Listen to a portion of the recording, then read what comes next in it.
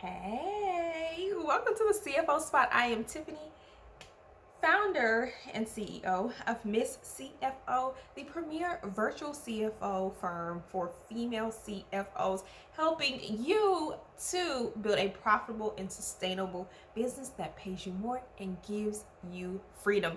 And I'm super excited to be here. We're back here on YouTube.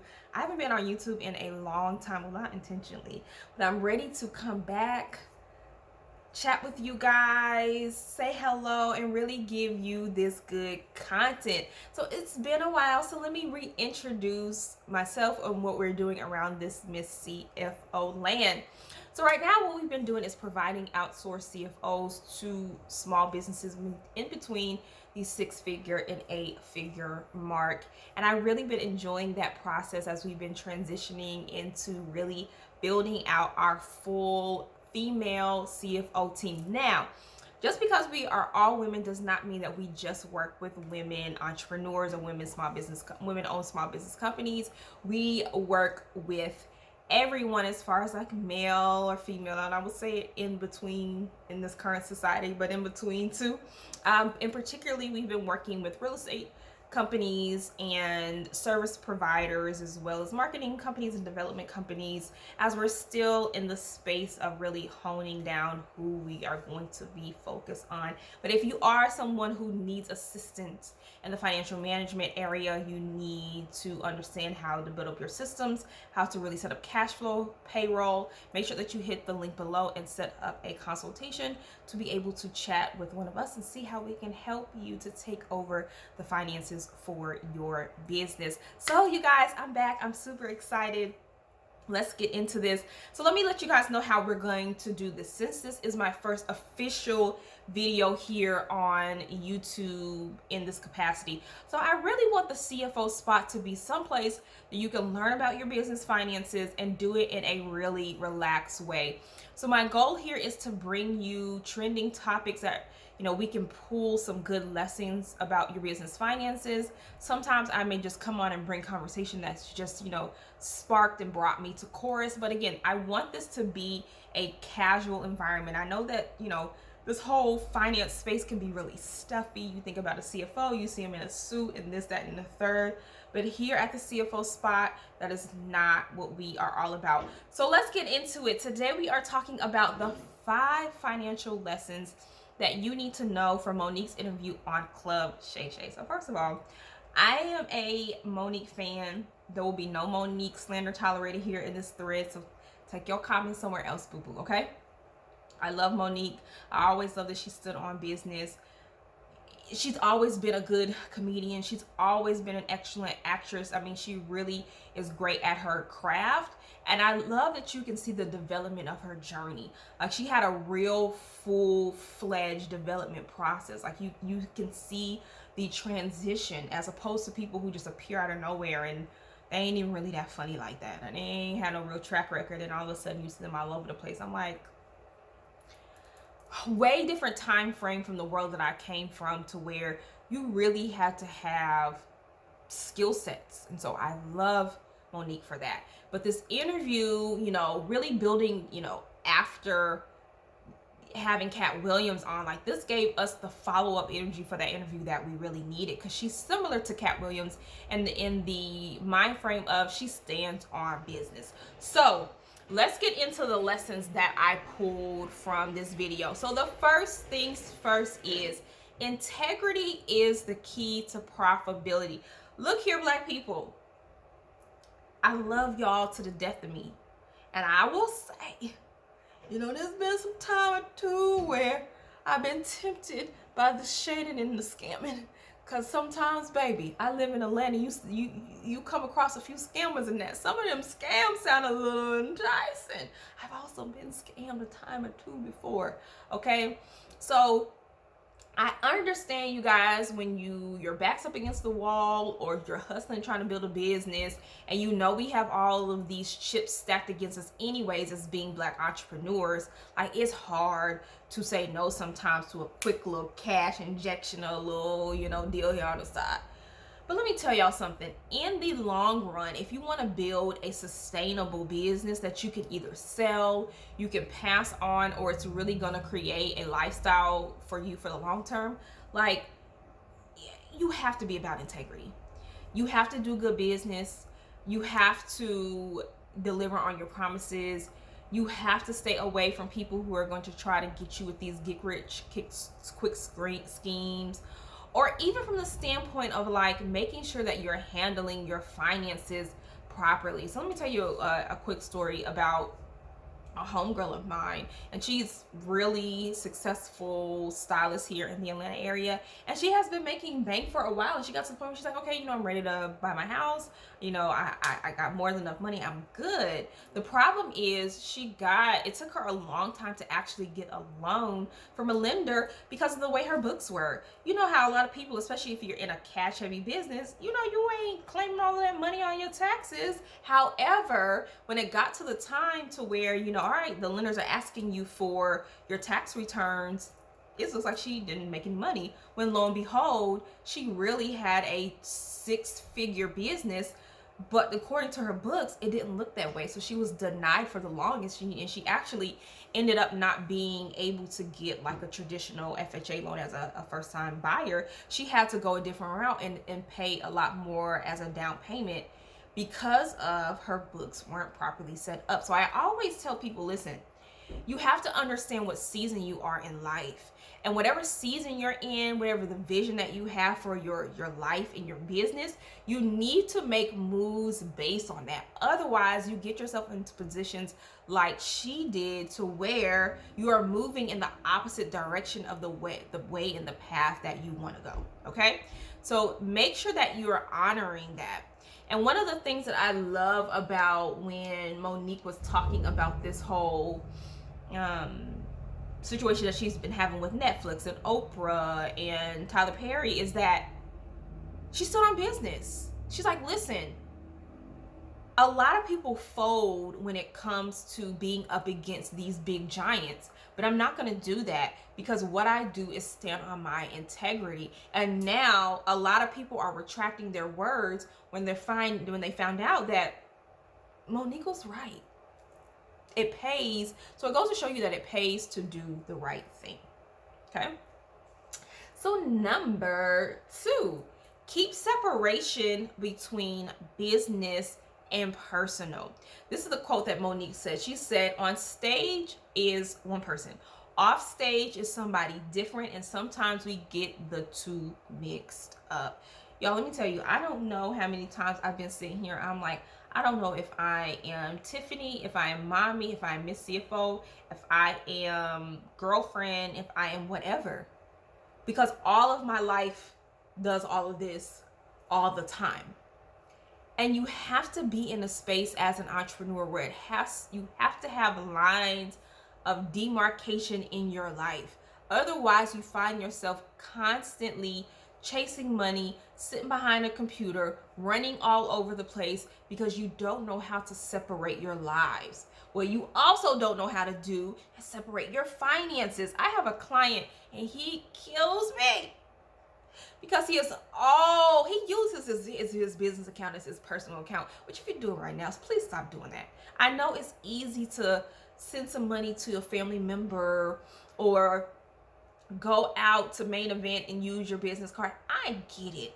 And yes, even some of those transactions they're write-offs. But please be mindful of, you should be paying yourself a set salary as a CEO. You should be paying your team a set, hourly wage or however they are paid. And it should be done through Cash App. And it shouldn't be done through Zelle. You need to set up proper payment systems. But that starts with creating that fine line between what you're doing personally and what you are doing business-wise. Like, it makes a difference. Number 3, your business reputation directly affects your revenue. Baby, they had Monique all the way fucked up. Okay? She lost millions during this whole debacle simply because of a rumor. The one rumor that was put out about Monique is that she was difficult to work with. Because that's a rumor. for the past, what, I don't know if it's been a decade, but for a very long time, since Precious, I think, was the last like mainstream film that she had, and correct me if I'm wrong, that could be one that I'm missing after that, but you hadn't seen Monique. Why? Because everyone says she's difficult to work with, and that spread like wildfire, and no one will work with her. And she was telling, Shannon Sharp about how she was about to get on a movie, and they're like, Monique, I heard, such and such said you were difficult to work with. I don't know. And she talks about how that rumor cost her family millions of dollars because no one would work with her. Y'all, how many times do we go to Google, we go to social media, and we see these reviews and we like, oh, I ain't eating there. I'm not going there. And the food could be amazing. Like, they could have the best experience. And I will admit, I have given places a try despite their reviews, because I know sometimes like people could be having a bad day, or people could just be haters and they want to give you a bad review. But 9 times out of 10, if you see bad reviews, you are running the other way. So it's so important to make sure that you are doing your damnedest to keep your business reputation high. Listen, Atlanta entrepreneurs, that's a skill set that you need to acquire, because y'all have the biggest attitudes like nobody can replace you, nobody can do what you do, and there's a 50-11 hairstylist, and where you can get a place where you can get a chicken and waffle with a side of lamb chops and all that kind of other stuff. But for some reason, people get it in their head that ain't the case for them, and then 2 years later when their business is shut down, they want to look crazy. But anyways, it's a conversation for another day. Okay, the point is here, listen, if your reputation is not good with your business, your revenue is not going to be good with your business. All right, point number 4, reserves and access to capital keeps the light on. If you don't take anything else from this video, take this with you. It is easier to get money when you don't need money. So for those of you guys who are not familiar with some of the work that I do, part of the big thing that I help business owners with is to get funding. I prepare them for the funding process, and I make sure that they are properly set up to, increase their chances of getting approved for funding. Which, by the way, if you do need help with getting funding, I have a special funding accelerator that's going on right now. I'm only working with a few select businesses to help them to position to get themselves at least $50,000 in funding within 30 days or less. So if you are a business owner that is in need, now listen, let me say this. Don't come to me with no janky stuff. Now again, typically with the CFO work, we work with 6 to 8 figure businesses. Now with this funding accelerator, this is designed for businesses who may be less than that. But don't come to me and ask me to work a miracle, okay? I don't care what all these other people saying, talking about you can have a 405 credit score and you can have a brand new business, you can get $100,000 in credit. That is a bunch of BS, and I'm not a miracle worker, okay? So, but if you are interested and you do have an actual business that actually has real revenue, all right, and you don't have a ridiculous credit score, because if you do have a bad credit score, now I will say this, it's not impossible. I have a client who we brought him up from the 500s to he's at like the 6s, and we were able to get him funding. So there are options, but again, we're not miracle workers, and if your credit is low, then we need the time to actually like get your credit fixed before we can get funding, part of the preparation process. But in either case, so reserves and access to capital keep the lights on. One of the challenges that Monique talked about is that when she had to go through the storm, again, they had her sat down. She was not working. So if you know you are used to living at a certain lifestyle and your revenue stops, your income stops, if you worked a job, you got laid off or whatever, that's a challenge if you don't have money to pull from. Working capital is key to business's livelihood. You have to always have money to keep afloat, because regardless of what your revenue is doing, your expenses are not going to stop, especially if you have debt in your business. So you need to have one or two things, or ideally both. One, you should always have reserve funds. You should have a pot of money that's specifically allocated if the revenue dips, or if your company is based on seasonality, so meaning that you have periods of the year to where you're not in business, you need to make sure that you have enough cash reserve to make sure that you can still take care of expenses during those off-season periods or through the lull periods. If you pay attention to your numbers, a lot of businesses may understand, okay, this is our high season, this is our low season, but we need to make sure that we have cash that's maintaining us throughout the entire year, okay? And or you need a working capital line, so a line of credit that you can tap into.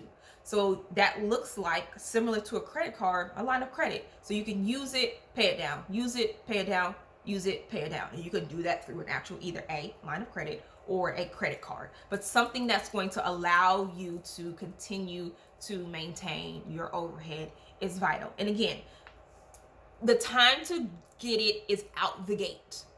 So if you are in a position to where, you know, your business revenue is great and you can show, you know, a lender that, again, we were making good revenue, and or if you have good credit as the owner, or if your partner has good credit and you know that you can go out and get some capital, get it now so that you can have it. Because again, when you need it, it's going to be so much harder to get, or if you do qualify, it's going to be very expensive, especially now where a lot of these lenders are tightening up on their requirements, so they're making it so it's harder for you to get, or they are making it more expensive to get, or they want to do all these merchant cash advance loans where it's like the fees on it are just ridiculous. I don't even know how they're legally are allowed to do some of the things that they able to do. Okay, I get number 5, and I think this is my favorite one. Standing on contracts is standing on business. Monique really did a lot when she decided that I'm not going out of the terms of my contract. So let me tell you something. As a Black woman, and many Black women can attest to this, they always want us to go above and beyond. Oh, you can stay later. Oh, you can take on this extra project. Listen, when I was in the investment banking world, I was doing like 3 people's jobs at one point. I remember we had an admin who helped. There was another guy who was on the team, and the admin had retired and the other guy had quit. And I took on their roles. And at that point we were in a down season, so it was like not as much work. So I was really doing cleanup. But as I was rebuilding, I'm like, baby, I need help. And do you know these people would not give me an admin at all? Now you got it. The other people had an admin though. I didn't get one. Because they want us to do more for less pay or the same. We ain't doing that. And I love that Monique stood on business and saying, I ain't doing that. I fulfilled the terms of my contract. If we did that more, we'd be in a lot better position. But because we have this scarcity mindset, we feel like if we don't go out and do the little bit of extra or give away all the free game or do all this stuff, that we're going to miss out on the opportunity. When no, own your value, stand on business, and whatever's in the contract, baby, that's what's in the contract. Now, if you decide you want to do something out of the goodness of your heart, wonderful. But no one should have an expectation of you that you have to do something outside of what the scope of work is. And if you're doing business and you don't have a contract or a scope of work, you're already hustling backwards. Everything has to be in writing and everything has to be on paper, because otherwise, what are you doing and what are you signing up for? How do you know that the terms and the conditions of what your client paid for, how do you know they're fulfilled if you don't have a contract or a scope of work? What are you doing? That's how you get yourself caught up in some ish. So it's super important to have a contract and do the work that's in the contract nothing more and nothing less. And again, if you want to, that's the way your heart is feeling, but don't allow anyone to make you feel like that is what you have to do. Okay? There are so many times that I feel like I've worked with people and I have not gotten the fulfillment of my contract. And I felt like even early on in some of my entrepreneurial days where I haven't been doing the best with making sure that I have fulfilled every single thing that I promised my clients. So I'm always triple checking myself and saying, okay, did you do this? Did you do this? Did you do this? Did you do this? Because I want to have the same experience. I want my clients to have the same experience with me. I want them to feel like I got everything and then some from working with Tiffany. And now again, guys, this is not to say that you're like, well, if I'm not getting paid for it, I'm not doing it. No.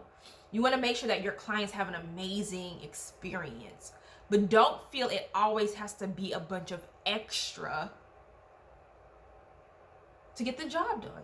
You can simply do just exactly what's in the contract and do an excellent job, and someone feel like they got more than their money's worth. Because oftentimes, whatever the price that we're putting on that contract is probably worth a lot more than what we're charging them for anyways. So really, by the price that you're charging, you're really going above and beyond, because you really should be charging more. Okay? So that is our 5, and let me run through them one more time again because I don't want to make this too long. I had a goal of making this video only 15 minutes. All right. So first things first, integrity is the key to profitability. 2, keep separation between business and personal. 3, your business reputation directly affects your revenue. 4, reserves and access to capital keep the lights on. And 5, standing on contracts is standing on business. So again, you guys, make sure that you like and subscribe this video. I'm going to be here weekly at the CFO spot, dropping the information that you need to know to build a successful and profitable business in 2024 and beyond. And again, if you are someone who needs help with funding, make sure to check out the link below and do it quickly, because again, we're only doing this for 5 businesses. So make sure that you get your seat in the Funding Profit Accelerator, and we'll talk to you soon. Bye.